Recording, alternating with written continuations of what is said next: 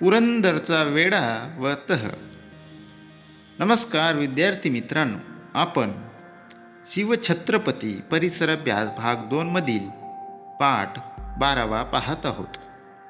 सुरतेवर छापा.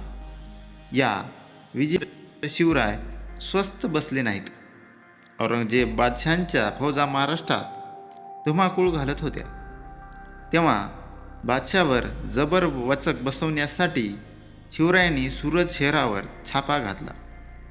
कुठे पुणे व कुठे सुरत. सुरत म्हणजे त्यावेळची मुघली मुलकातील मोठी व्यापारपेठ. खूप सधन शिवरायांनी सुरतेवर छापा घालून लक्षावधी रुपयांची लूट मिळवली. सुरतेच्या लुटीत शिवरायांनी नीती सोडली नाही. चर्च अथवा मशिदी यांना हात लावला नाही. स्त्रियांना त्रास दिला नाही. सुरतेवर या आक्रमणामुळे बादशाह भयंकर चिडला. त्याने मराठ्यांचे राज्य नष्ट करण्याचा निश्चय केला. मिर्झा राजे जयसिंग या आपल्या बलाढ्य सेनापतीला त्याने शिवरायावर धाडले. त्यांच्या सोबतीला दिलेर खान हा आपला विश्वासू सरदार दिला. अलोट खजिना आणि अफाट दारुगोळाही बरोबर दिला. जयसिंग आणि दिलेर खान प्रचंड फौजेसह दक्षिणेस येऊन पोहोचले. स्वराज्यावर फार मोठे संकट आले. सुरतेच्या मोहिमेवर शिवराय परततात तोच सन 1664 मध्ये त्यांना कर्नाटकातून एक दुःखद बातमी समजली. शहाजीराजे यांचे शिकारीच्या प्रसंगी अपघाती निधन झाले. शिवराय व जिजाऊ यांच्यावर दुःखाचा डोंगर कोसळला. मातोश्रीचा गळा पकडून शिवरायांनी या दुःखातून त्यांना सावरले. पुरंदरला मुघलांचा वेढा. पुरंदर हा शिवरायांचा प्रचंड व बळकट किल्ला होता. हा किल्ला घेतल्याशिवाय शिवरायांचा बिमोड होऊ शकणार नाही हे दिलेर खान जाणून होता. त्यामुळे दिलेर खानाने पुरंदरला वेढा दिला. त्यांची फौज फार मोठी होती, पण पुरंदरचा किल्लेदार मुरारबाजी मोठा जिद्दीचा वीर होता. त्यांच्या हाताखालचे शिपाई मोठे शूरगडी होते. हे सारे शूर शिपाई घेऊन मुरारबाजी लढाईला उभा राहिला. दिलेर खानाच्या तोफा कडाडू लागल्या. तोफेचे लाल भडक गोळे किल्ल्यावर कोसळू लागले, पण मुरारबाजी व त्यांचे मावळे हटले नाहीत. ते अधिक जोराने झुंजू लागले. मुघलांनी तोफांचा भडीमार केला.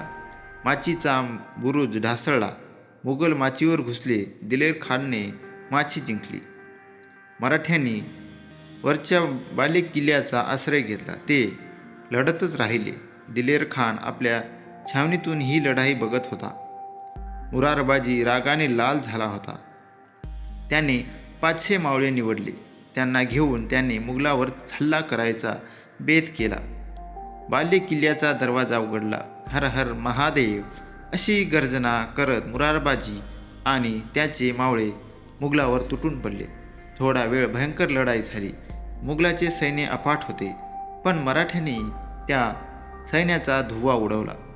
शेवटी मुघलांनी माघार घेतली. ते दिलेर खानाच्या छावणीकडे जीव घेऊन पळत सुटले. मुरारबाजीने त्याचा पाठलाग सुरू केला. मुरारबाजीचे सैन्य दिलेर खानाच्या छावणीत घुसले. छावणीत एकच गोंधळ माजला. धावा धावा, आरडाओरडा, किंकाळ्या यांचा हाहाकार उडाला. घाईघाईने दिलेर खान हत्तीवर अंबारीत बसला. त्याने समोर पाहिले तो त्यास मुरारबाजी दिसला. मुरारबाजीची तलवार कोणाच्या छाताडात, कोणाच्या मस्तकात तर कोणाच्या कंठात घुसत होती. मुरारबाजी कोणालाही आटोपत नव्हता. त्याचे शौर्य बघून दिलेर खान थक्क झाला. मुरारबाजीचा अतुल पराक्रम. दिलेर खानाला बघून मुरारबाजी चवताळला. कापा, तोडा, मुडदे पाडा असे ओरडून तो शत्रूवर धावला. त्याची शमशीर जोराने फिरू लागली. तो आड आला तो ठार झाला. या एकट्या वीराला मुघलांनी चोहेकडून घेरले. इतक्या दिलेर खान अंबारीतून ओरडला, थांबा. मुघल थांबले. क्षणभर मागे सरले. खान मुरारबाजीला म्हणाला, मुरारबाजी, तुझ्यासारखा शमशेर बहादर मी आजवर पाहिला नाही. तू आमच्या बाजूने ये. कौल घे बादशाह तुला सरदार करतील. जहागिरी देतील, बक्षीस देतील. मुरारबाजीने दिलेर खानाचे शब्द ऐकले. रागाने त्याचे डोळे लाल झाले. तो चवताळून म्हणाला, अरे, आम्ही शिवाजी महाराजांची माणसे. तुझा कौल घेतो की काय? आम्हाला काय कमी आहे? तुझ्या बादशहाची जहागिरी हवी कुणाला?